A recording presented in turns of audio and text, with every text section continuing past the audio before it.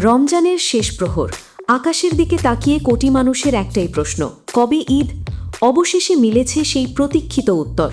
2026 সালে পবিত্র ঈদুল ফিতর উদযাপিত হবে 21 মার্চ, কারণ নির্ধারিত সময় 18 মার্চ সন্ধ্যায় মধ্যপ্রাচ্যের আকাশে শাওয়াল মাসের চাঁদ দেখা যায়নি, ফলে পূর্ণ হয়েছে 30 দিনের রমজান।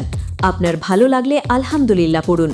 আর সেই হিসেবেই রমজানের শেষ দিন 20 মার্চ এবং তার পরের দিন 21 মার্চ আনন্দের ঈদ। এই ঘোষণার মধ্য দিয়ে শেষ হলো কয়েকদিনের জল্পনা কল্পনা।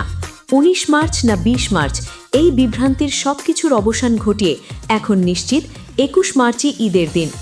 এদিকে সৌদি আরব সহ মধ্যপ্রাচ্যের বিভিন্ন দেশে ইতোমধ্যেই ঈদের প্রস্তুতি শুরু হয়ে গেছে। বাজারে ভিড়, নতুন কেনাকাটা, সব মিলিয়ে উৎসবের আমেজ ছড়িয়ে পড়ছে সর্বত্র।